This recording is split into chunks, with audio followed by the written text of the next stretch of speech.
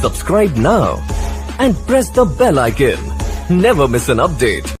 تمام سرکاری ملازمین کے لیے نئی پالیسی کا اجرا ہونے جا رہا ہے، جس کے تحت ملازم کو 60 برس کی عمر تک سروس کرنے کا تحفظ ختم کیا جا رہا ہے۔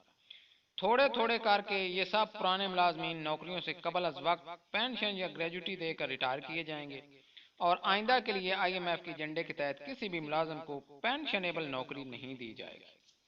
اس ضمن میں 3 الگ الگ کمیٹیاں کام کر رہی ہیں، جس میں پہلی کمیٹی گریڈ 1 سے 16، دوسری کمیٹی گریڈ 17 سے 20 اور تیسری 21 سے 22 گریڈ کے لیے الگ الگ کام کریں گے۔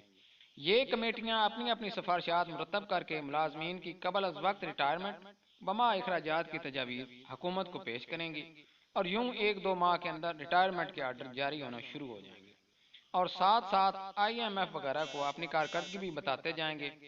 اس ضمن میں 58 برس والے ملازمین کو فوری طور پر 2 سال کی جبری رخصت پر بھیج دیا جائے گا۔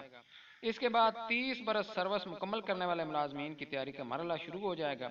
اس کے بعد 25 برس سروس والوں کی بھی باری آئے گی۔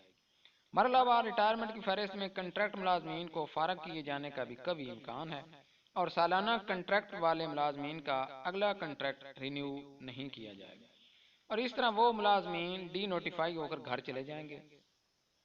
پھر کچھ ایسے ملازمین بھی ذات میں آئیں گے جن کی سروس تو پکی ہے مگر وہ پینشن کے رولز میں نہیں آتے۔ ایسے ملازمین میں سے خراب کارکردگی والے فارغ کر دیے جائیں گے۔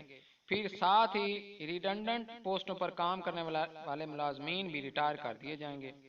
یاد رہے، ریٹنڈنٹ وہ پوسٹیں ہیں جن پر ملازمین کام تو کر رہے ہیں مگر ان پوسٹوں کی محکمہ کو اب ضرورت باقی نہیں رہی۔